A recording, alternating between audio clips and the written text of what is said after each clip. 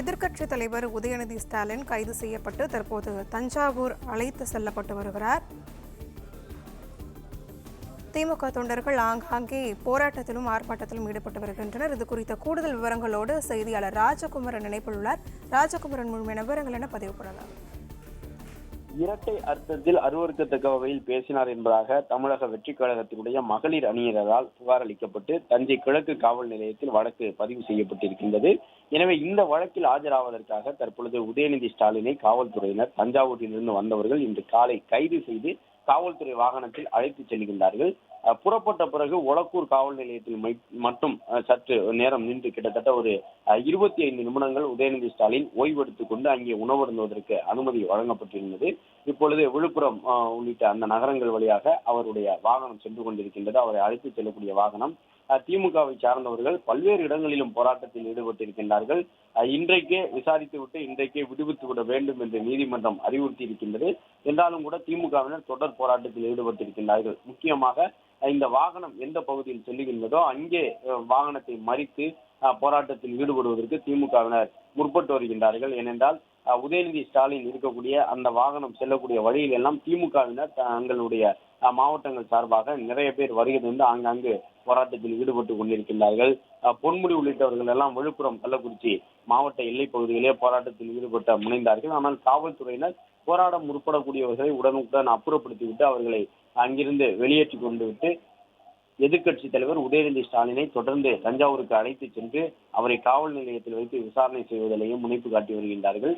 இரட்டை அர்த்த வசனம் பேசியதன் காரணமாக இந்த நடவடிக்கை எடுக்கப்பட்டிருக்கின்றது என்பதை நீதிமன்றத்திலும் அரசு தரப்பில் எடுத்து கூறியிருக்கின்றார்கள். அதே நேரம் இதற்காக எந்த வகையிலும் அவரை அந்த நீதிமன்ற காவலுக்கு உட்படுத்தக்கூடிய எண்ணமெல்லாம் இல்லை என்பதையும் கூட அரசு தரப்பில் நீதிமன்றத்தில் கூறியிருக்கின்றார்கள். தற்பொழுது ராணிப்பேட்டை உள்ளிட்ட இடங்களில் எல்லாம் திமுகவினர் ஊர்வலமாக சென்று ஆளும் அரசுக்கு எதிராக தங்களுடைய முழக்கங்களை முன்வைத்துக் கொண்டிருக்கின்றார்கள். காவிரி தண்ணீர் தொடர்பான கருத்துக்களை சொல்லும் பொழுது உதயநிதி ஸ்டாலின் கூறியிருந்த கருத்துக்களுக்காக அவர் மீது புகார் அளிக்கப்பட்டிருக்கின்றது.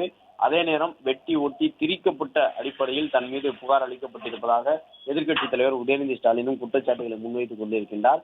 எனவே நீதிமன்றத்தில் இந்த வழக்கு முடித்து வைக்கப்பட்டிருக்கின்றது. ஆனாலும் ஏனென்றால் முன்ஜாமீன் கேட்டிருந்தார்கள். ஆனால் ஏற்கனவே அவர் கைது செய்யப்பட்டு விட்டார் என்று நீதிமன்றத்தில் அரசு தரப்பு வழக்கறிஞர் சொன்னதன் காரணமாக முன்ஜாமீன் வழக்கை இனிமேல் விசாரிப்பது பொருத்தமாக இருக்காது என்று அந்த வழக்கை முடித்து வைத்திருந்தாலும் அதில் திமுகவினருக்கு சற்று ஆறுதல் தரக்கூடிய ஒன்றாக உடனடியாக கைது செய்வதற்கான வாய்ப்பு இல்லை என்பது தெரிய வந்திருக்கின்றது. எதிர்க்கட்சித் தலைவர் உதயநிதி ஸ்டாலினிடம் மேலும் சில விசாரணைகளை மட்டும் மேற்கொண்டு விட்டு அவரை அனுப்பி வைத்து விடுவோம் என்று சொல்லியிருக்கின்றார்கள்.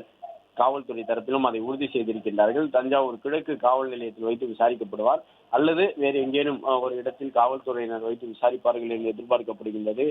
சில முன்னாள் அமைச்சர்கள் தொடர்ந்து உதயநிதியோடு பயணம் செய்வதற்கு ஆர்வம் காட்டினாலும் கூட ஆரம்பம் முதல் அந்த வாகனத்தில் பயணம் செய்யக்கூடிய மா சுப்பிரமணியன் உள்ளிட்டவர்களுக்கு மட்டுமே அந்த வாகனத்தில் மீண்டும் ஏறி பயணம் செய்வதற்கு அனுமதிக்கப்பட்டது.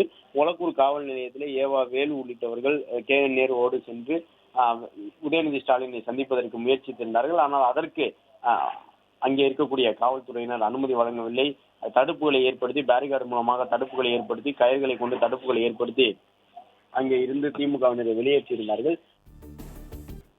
தஞ்சாவூர் அழைத்து செல்லப்படக்கூடிய எதிர்க்கட்சி தலைவர் உதயநிதி ஸ்டாலினம் பல்வேறு வகையான கேள்விகள் எழுப்பப்படும் என்று எதிர்பார்க்கப்படுகின்றது.